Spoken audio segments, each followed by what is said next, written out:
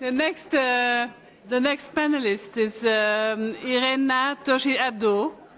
She is member of the Parliament of Ghana and currently the minority whip in Parliament. She completed her master's degree in law with a focus on gender studies. She worked as a lawyer until becoming Ghana's Deputy Ambassador to Washington in 2006, and in 2008 she was elected Member of the Parliament, and you got re-elected in 2012. You have the floor. Thank you very much. Hello? Yes. Thank you, Madam Chair, for this opportunity. The thing about being the last but one speaker is most people say what you have to say already, so you can just sum up what you want to say. Plus, Madam Chair has indicated there's not much time. I want to go straight to the question that was asked. Is it legislature that we need to be able to solve the problems of the inequalities? I think legislature is a step, but that's not all that we need. For example, in Ghana, and I want to speak for, I guess, most African countries, we've ratified almost all the human rights conventions, from CEDAW or what have you. And some of us have gone very far in making sure that there's legislation in place. But what's the point of having legislation without access? Nothing. For example, we have the domestic violence bill, goes very elaborate, talks about rape, talks about everything, but there are certain things that you need to do to prove rape. You need to go to the hospital to get a medical person to certify it. You need to do certain things, and all those things are not available. A poor woman comes to the hospital and has to pay for that medical person to give her a slip. She can hardly feed herself. So how does she go ahead to do that? Plus the stigmatization. In Africa, you'd rather not let anybody know you've been touched.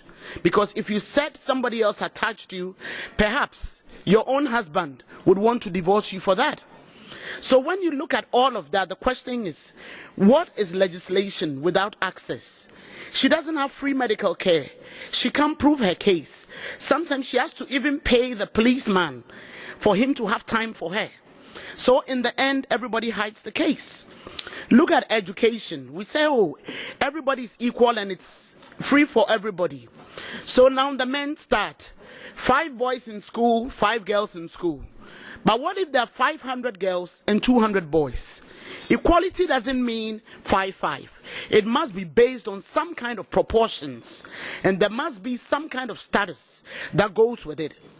I would advocate that one of the things that we need to do is to educate our people. And in education, I think the time has come for us to push it through the primary school level. I remember when I told my daughter, no talking whilst eating.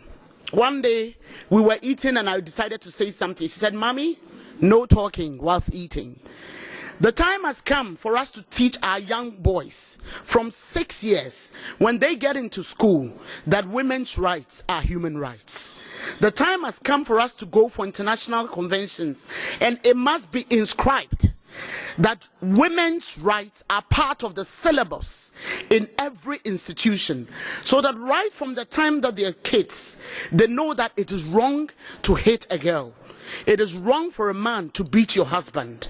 The time has come for men to speak for their wives and not only for their children. I enjoy it when I hear, like the other man said, I want my daughter to be able to do this and that. Then I asked, what about his wife? We want everybody to share the same thing. There should be legislation backing, there should be budgets backing legislation. For example, in agriculture, women grow food, men grow cash crops.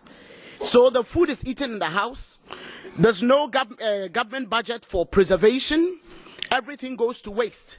But cash crops, the man is going to get his money. Men are always in the formal sector when it comes to employment, so they peg the wages that they want to. Women are in informal sectors.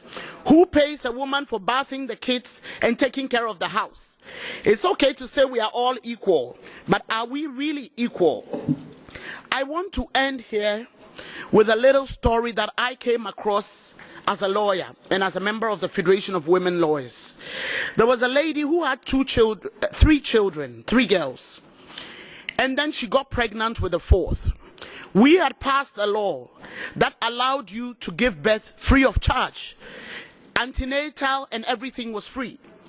But you see, abortion is still illegal in my country. She had three girls, and I believe at that time they must have been 7, 5, and 6 or something, 7, 5, and 3. So she got pregnant with the fourth, and she decided, because she didn't have money, it was safer for her to have the child than to go for an abortion, because she had to pay, and it wasn't right. It's not legal. You have to pay, so she had to hide. So she had the child, and after having the child, 2 days later she put the child in a bag, tied the child, and put the child in a bin. Now she was caught, arrested, prosecuted, and when I met her, she had done 6 years in jail. By that 6 years, when she introduced her children to me, her first child was 13, had a child, and was pregnant again. Her second child was pregnant at 11, and her third child at 8 years had been raped 4 times. The question is, who determines the right for a woman to carry a child? Is it our faith that is led by men? Is it us? Do we really have to just look at legislature in a context of faith without adding the reality of the day to it? What becomes of Mary? We had to pay, we had to make a case for her. Thank God she was released last year.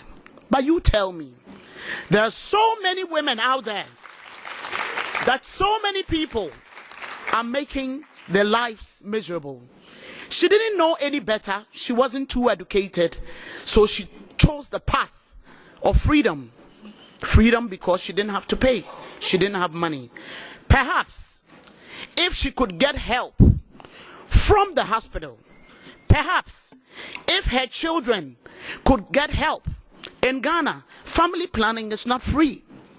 So why make legislature and provide for reproductive health, free giving birth, without making adequate provision for family planning?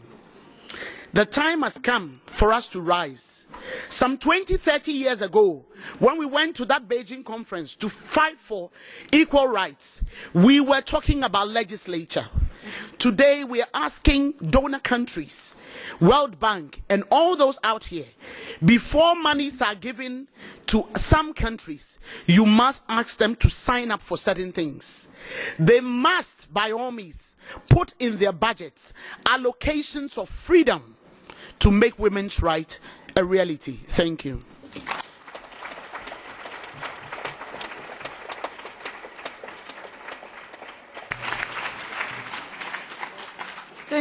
Thank you, Honorary Irene. I think this woman is not alone anymore because there are MPs like you.